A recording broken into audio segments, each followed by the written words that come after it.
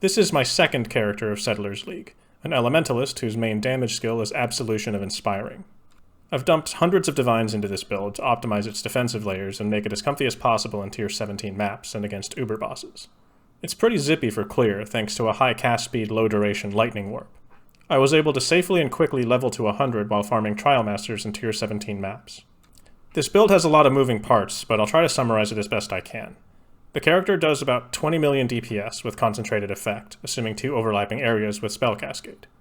Most of the time I'm using Awakened Increased Area of Effect instead of Concentrated Effect, in which case my DPS is around 16 million. These DPS values are without any temporary buffs. The build doesn't rely on any temporary buffs, and I only really press 2 buttons, Absolution and Lightning Warp. My max hit for all damage types is over 70k, without any Flasks, guard skills, or other temporary buffs. With my Progenesis and Primal Aegis active, I have a 94k max hit for physical and chaos damage, and 122k for elemental. Additionally, I have capped block and spell block with glancing blows, and recover 5% of life on block. A quick disclaimer, the items for this build are pretty optimized, relatively expensive, and in some cases one of a kind. That includes 3 Megalomaniac Jewels, several double corrupted items, and some items that cost more to craft than they can be sold for. I don't think anyone should use this build as a recipe to follow, because you likely won't be able to get my exact items. If you're experienced and willing to delete some currency, you may be able to achieve similar results with comparable but not identical items. This build started with a plan to use Doryani's prototype, which was indirectly buffed in multiple ways in 3.25.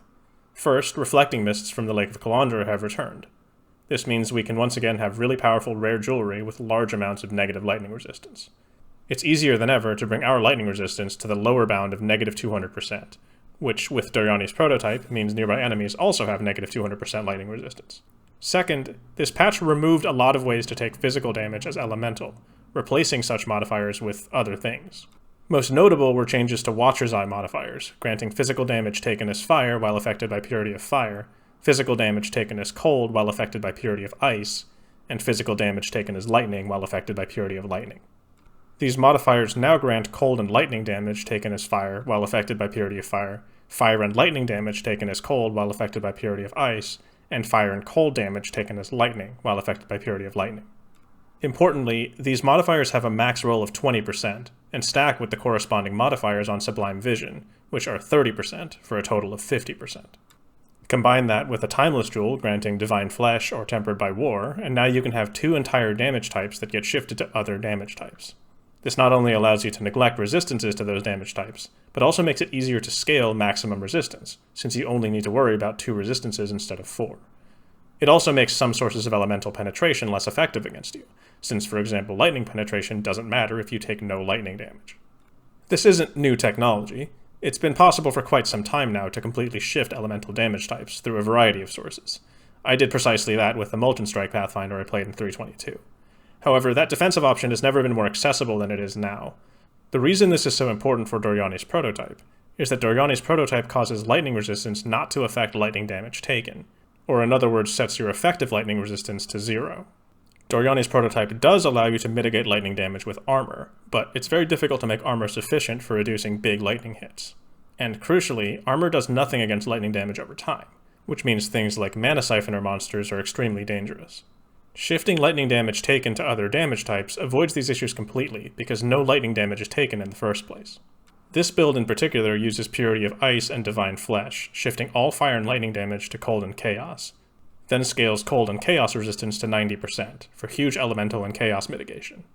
It's possible and arguably better to use the same tech with Purity of Fire instead of Purity of Ice, but it's significantly more expensive because that avenue is caught on more in the high-end metagame. A Sublime Vision for Purity of Fire currently costs nearly a whole mirror. I knew as soon as I saw what the Watcher's Eye mods had become that damage shifting would be a very strong defensive layer against elemental damage this league, but I wasn't quite expecting it to become as popular as it is, especially in the non-hardcore meta. Tempered by War and Divine Flesh are both quite prominent, which is a bit ironic given that it's coming off the back of a nerf to physical damage taken as elemental. We've essentially just pivoted from using damage shifts for physical damage to using damage shifts for elemental damage, in an arguably more abusive manner than before. The problem now is that for most builds, the physical damage problem remains largely unsolved. We're left with very few ways to shift physical damage to elemental.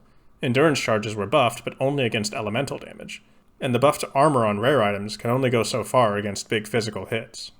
One of my primary goals when making this character was not to have that weakness to physical damage, which is a tall order for a character that's not able to use things like Lightning Coil, Cloak of Flame, or Doppelganger guys.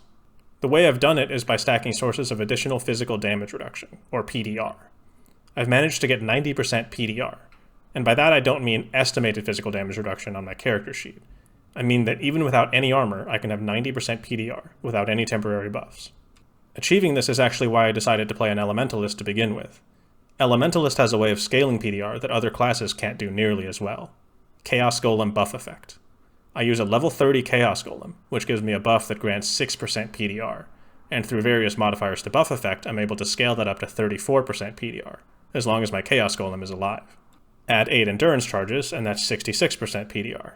Throw in a Forbidden Flesh and Forbidden Flame to steal Bone Barrier from the Necromancer tree, and that's up to 10% additional PDR, 1% per active minion. This build has 12 minions, so now that's a total of 76% PDR. The remaining 14% was solved using several item choices I'll get into later. With Doryani's prototype, I could have picked any skill capable of dealing lightning damage, so why Absolution of Inspiring? For starters, Absolution of Inspiring has access to a damage scaling vector that other lightning skills don't. Minion damage. At 23% quality, Absolution of Inspiring causes increases and reductions to minion damage to apply to its own damage at 307% of their value. Furthermore, Absolution allows me to summon more minions. I have 6 golems, but I need more to cap my physical damage reduction bonus from Bone Barrier. Absolution of Inspiring summons 2 Sentinels of Absolution. It's also a physical to lightning conversion skill, which means I can use Herald of Purity to scale my damage.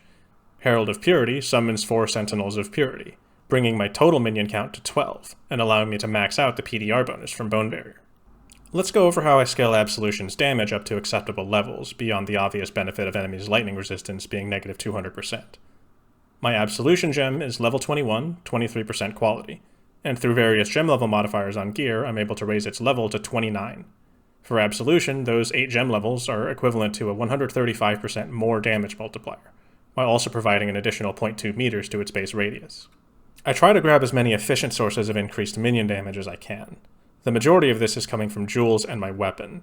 Factoring in the 307% effectiveness of minion damage modifiers, my Absolution has a total of over 1500% increased damage.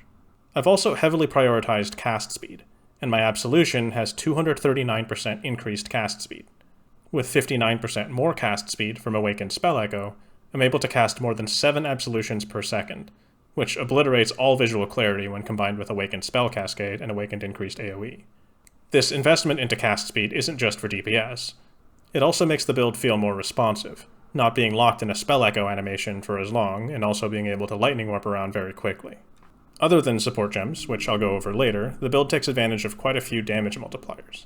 It's not a crit build, because it was difficult to scale crit up to satisfying levels, and because the build has access to other damage scaling vectors anyway. Consequently, it uses Elemental Overload, which with 15% crit chance, it's able to maintain reliably.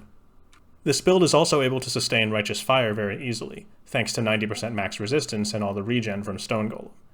I regen over 1700 life per second just standing there with no flasks active, which is more than triple the burning damage from Righteous Fire. I'm unable to do non-lightning damage, so the Righteous Fire does no damage to enemies, but it does grant me 43% more spell damage for Absolution. Additionally, I have 24% chance to deal triple damage, thanks to 8 Brutal Charges from the Maven unique belt Arn's Anguish. I'm once again using the combo of a Maven belt and Ralakesh's Impatience, which in this case allows me to benefit from 8 Endurance Charges and 8 Brutal Charges at the same time. Other smaller damage multipliers include 12% more damage from 3 Frenzy Charges, 14% more damage from Herald of Purity, an effective 11% more damage from Culling Strike, and an average of roughly 52% increased damage taken from a combination of Shock and Punishment. Because Punishment only applies when enemies are under 50% max life, and Culling Strike means enemies die at 10% life, Punishment has an uptime of, at best, 4/9 of the time. I've tried to adjust Punishment's curse effect and path of building to account for this, but this may still be a bit generous. It should be close enough not to be disingenuous. Normally I go over my gear, passives, and gems in entirely separate chapters of the video, but given how interconnected this build is, I think it'll be more natural to jump around a bit. Let's start with how I get to 90% cold resistance, chaos resistance, and PDR. One of the centerpieces of my build is this Life on Block synthesized shield, whose crafting process involved me yeeting a few dozen shields into the void with recombinators. The suffixes are a 2% max all resistance, 3% max chaos resistance, and tier 2 PDR. The prefixes are life, block chance, and +2 to socketed support gem level. The gem levels are for Empower and Enhance, linked to Summon Chaos Golem. My level 24 Purity of Ice gives me 5% max cold resistance, boosted to 7% by the max roll on my Sublime Vision. The remaining 6% max cold resistance comes from an Eldritch Implicit on my gloves and 2 Winter Prowler notables on Megalomaniac Cluster Jewels. As for max chaos resistance, in addition to the 5% on my shield, I get 5% from Divine Flesh, 3% from a Born of Chaos Cluster Jewel notable, and 2% from Cult of Chaos Timeless Jewel notables, granted by Glorious Vanity. Speaking of Glorious Vanity, the one that I have slots really well into the socket next to Eternal Youth. The 2 Cult of Chaos notables are on the +30 attribute nodes, requiring only 1 point each to allocate.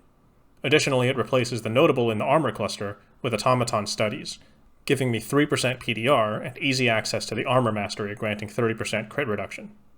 The small passives are also quite good, providing 13% cold resistance, 7% chaos resistance, 12% spell damage, 3% cast speed, and 2% spell block. For my specific setup, the 2% spell block is actually needed to hit the cap. With the 7% PDR for my shield and the 3% PDR for my Timeless Jewel, I only need 4% PDR to get to the 90% cap.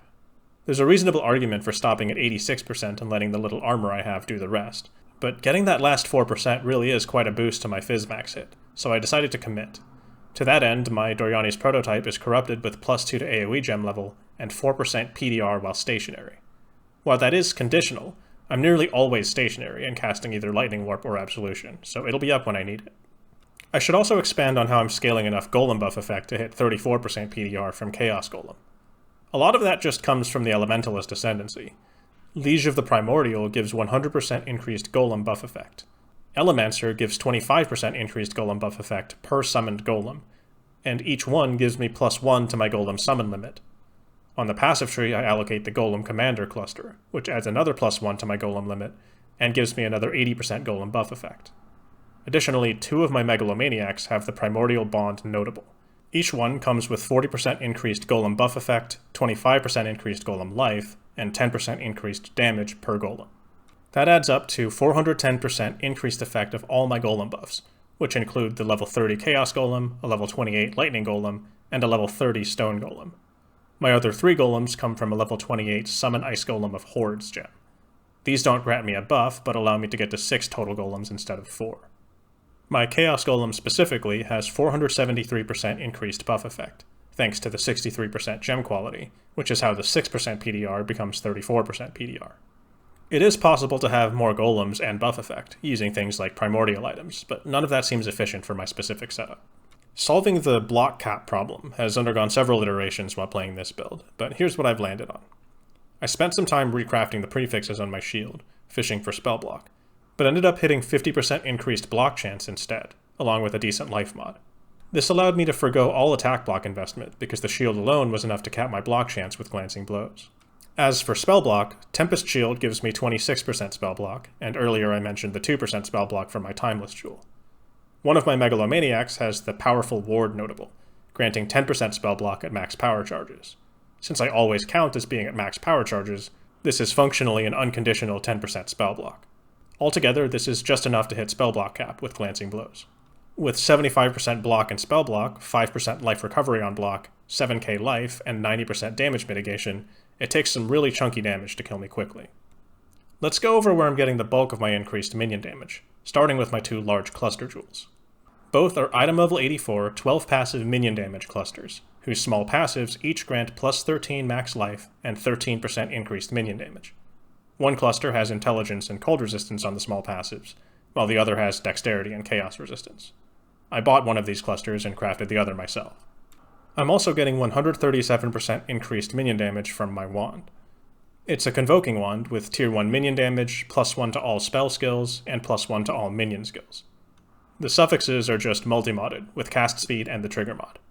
For a long time, the runesmithing enchantment was 38% increased minion damage, but I recently replaced it with the exorbitant Tormented Spirit enchantment. This may seem like a weird thing to do to a weapon that's worth maybe half the cost of the enchantment. This enchantment probably deserves better than multi-modded suffixes, but for this build there aren't really that many good suffixes. I don't feel like spending dozens of divines fishing for suffixes that would ultimately be a marginal upgrade anyway. For those who don't know, the Tormented Spirit enchant gives you a random Tormented Spirit buff in each zone you enter. According to PoEDB, there are 33 different Tormented Spirit buffs, but every single one grants a baseline 21% increased damage and 35% increased attack, cast, and movement speed, not counting the bonuses that are unique to each Tormented Spirit. The 35% increased cast speed on its own is already marginally better than the 38% increased minion damage I had previously, so everything else is a bonus. 35% movement speed is really nice, given that this build has low movement speed otherwise with Ralakesh's Impatience. Most of the distance I cover is with Lightning Warp, but there are moments when I'm glad I have some movement speed. None of the specific Tormented Spirit buffs are particularly bad for me, but the ones that give me a bunch of Energy Shield are slightly bad.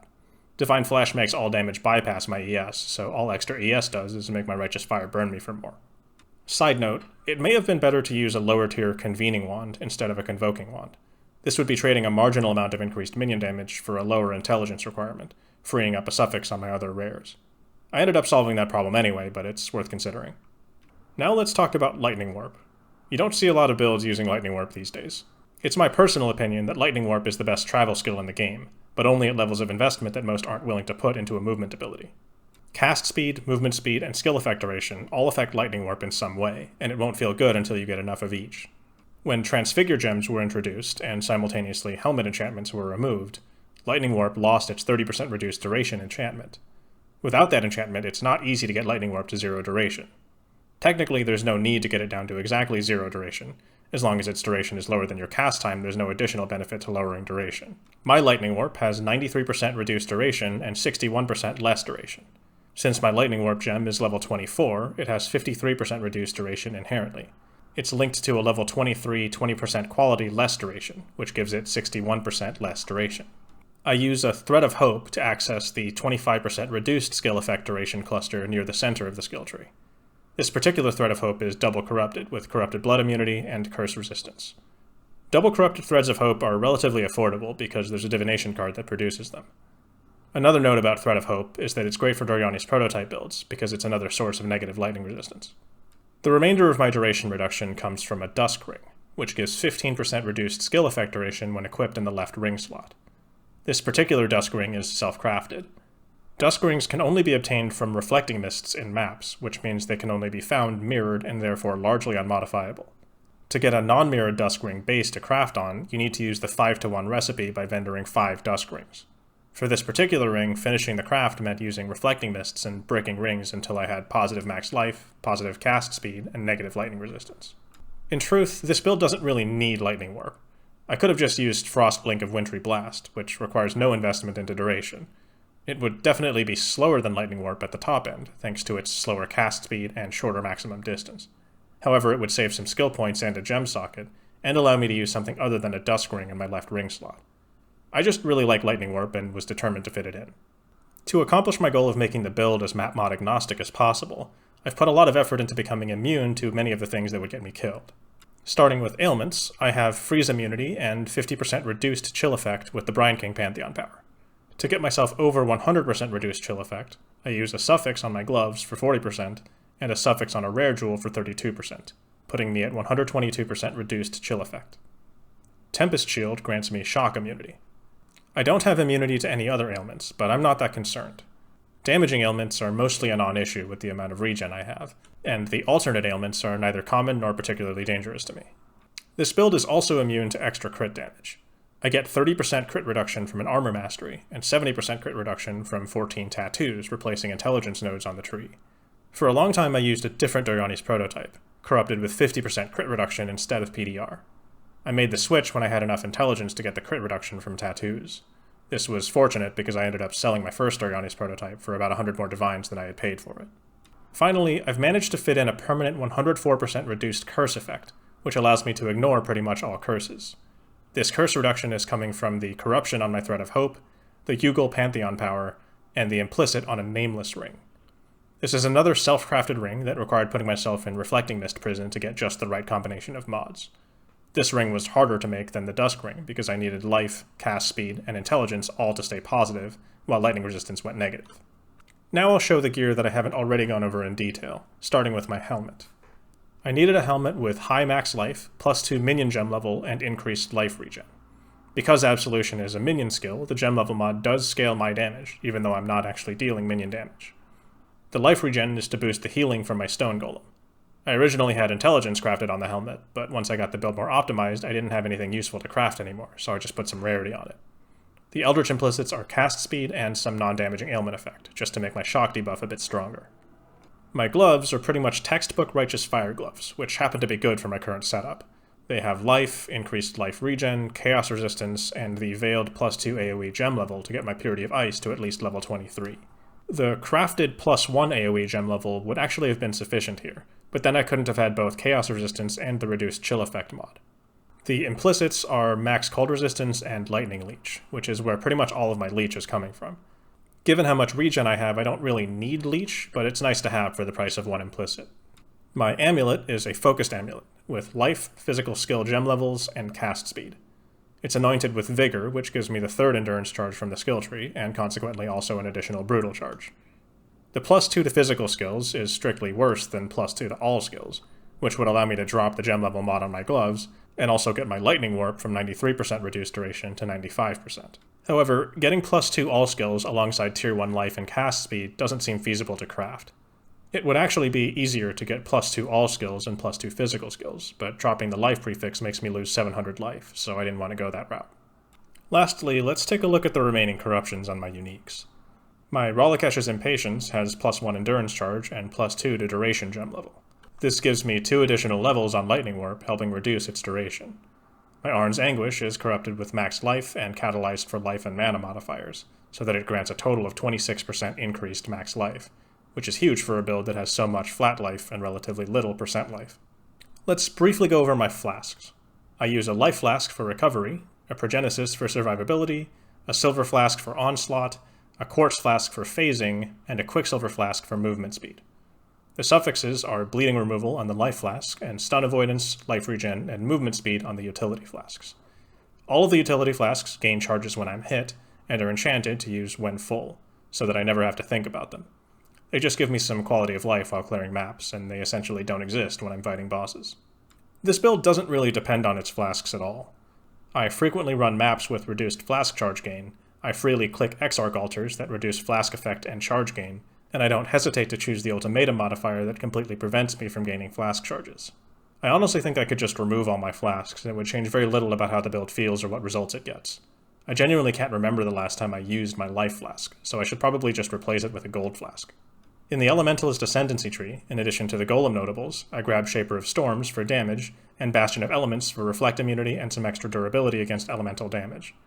It's difficult to judge how much Primal Aegis is actually doing for my survivability, but I assume it's doing something. My passive tree is spread pretty thin, taking the shortest possible routes along the outer edge of the tree to Golem Commander, additional endurance charges, glancing blows, and the center of the tree where my Thread of Hope is socketed. I grab a few efficient max life nodes along the way, and allocate no masteries except their crit reduction from the armor mastery. A significant portion of my passive points are locked up in my cluster jewels, which are the 2 12 passive large clusters and the 3 megalomaniacs I talked about previously. Let's go over those megalomaniacs in a bit more detail. One has Doedri's Gluttony, Primordial Bond, and Winter Prowler. Doedri's Gluttony allows me to ignore hexproof modifiers and gives me Culling Strike against cursed enemies. Another megalomaniac has Born of Chaos, Peace Amidst Chaos, and Primordial Bond. Peace Amidst Chaos gives me some valuable percent max life, plus some extra regen as a bonus. My last megalomaniac has Enduring Composure, Powerful Ward, and Winter Prowler. Enduring Composure is what generates my brutal charges. I have a low-level Forbidden Rite socketed into my wand, so that it automatically triggers and hits me, causing Enduring Composure to start granting charges. My only non-cluster jewel is a Cobalt jewel with life, minion damage, cast speed, and reduced chill effect.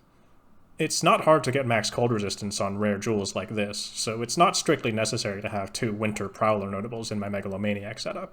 But that's just how things go when using Megalomaniacs. You have to adapt to what's available on the market, and this is what seemed most efficient at the time. This is my gem setup. My Absolution is linked to Awakened Spell Cascade, Awakened Spell Echo, Life Tap, Physical to Lightning, and either Concentrated Effect or Increased Area of Effect. The only gem here that's really negotiable is the last one. Awakened Elemental Focus is actually significantly more damage than Concentrated Effect, as long as I'm okay with only being able to inflict shock with Tempest Shield and Lightning Warp. I opted for consistency, but I may just be incorrect here. In my wand's trigger setup, I have Forbidden Right and Punishment linked to More Duration. More Duration improves uptime on Punishment, since my global 40% reduced skill effect duration would otherwise make my curse's duration lower than its 8-second cooldown. This is probably unnecessary, since I'm sure 90% uptime is sufficient, but I just feel better having it this way. Dropping More Duration would free up a gem socket for my build, which has several potential uses. One, it would allow me to socket Frostblink, giving me an instant travel skill option for snappy repositioning while casting Absolution. Alternatively, it could allow me to add Orb of Storms to my trigger setup, which would continuously inflict shock and further justify supporting Absolution with Awakened Elemental Focus. Another alternative is socketing Convocation, which would give my golems some regen periodically. I've already pretty much gone over my other gem-related decisions, so I'll just leave it at that. Anything I haven't yet discussed is pretty self-explanatory, so I'll just let this image and the Path of Building link be guides for anyone wanting to try a similar setup. This build turned out to be a lot more fun than I had predicted. I had never tried Absolution, so I wasn't sure how satisfying it would be. I just picked it because it seemed efficient on paper, but it turned out to be a really enjoyable skill. I'm especially impressed with how agnostic the build is to things like map mods, alter effects, and ultimatum mods. I override enemy resistance, so I can ignore anything that gives monsters resistance or endurance charges. I'm immune to elemental reflect, so I can ignore reflect mods. I'm essentially unaffected by curses, so I can ignore all curse map mods. I'm crit immune, so I can ignore map mods that give monsters crit and power charges, as well as the ultimatum modifier that makes monsters always crit. I'm not a crit build myself, so I don't care about mods that make enemies resist crits. I don't scale armor, evasion, or energy shield, so I can ignore the tier 17 map mod that lessens my defenses, as well as the alter mods that affect my defenses. As I mentioned earlier, I'm not dependent on Flasks, so I'm happy to take on Flask-related penalties as well. The list goes on. I won't mention every single one, but I want to emphasize the stark contrast between this build and my last one. I mentioned in the Starforge Bleed Slayer video that I wasn't too happy with how many map mods tangibly worsened my experience. It's great not having to drop dozens of Chaos Orbs on a tier 17 map and have every iteration be sketchy. This build is also just generally a lot tankier than my first one, so a lot of the map mods that give monsters damage are a lot less alarming, even if they didn't technically brick my build before. There are some map mods that are inconvenient for this build. The one that reduces block chance is a pretty significant hit to survivability, but the build has enough other layers that it's still quite playable. The no regen mod certainly hurts, but if I replace less duration with life tap in my trigger setup, and simply don't activate Righteous Fire, I can still run the map and recover life with Leech instead of regen. The no leech mod isn't a big deal as long as I still have regen. Less recovery rate basically bricks my build, so I definitely avoid that one. Minus max resistance is a mod that I always roll over on principle, regardless of what build I'm playing. In terms of visual clarity, the build has very little, so that took some getting used to. The only reason I can get away with not being able to see what's going on is that my survivability is so high. It also helps that my AoE is so large that I don't need to aim, except against bosses, where I try to get some overlap. This sort of build is definitely not for people who want to be able to see things other than lightning bolts and health bars on their screen. I was pleasantly surprised by the reliability of golem buffs as a defensive layer. I haven't prioritized my golem's defenses at all, merely picking up some golem life in a few places inadvertently.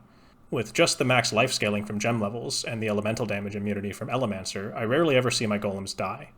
It primarily happens when I click a lot of ultimatum modifiers that deal physical or chaos damage over time.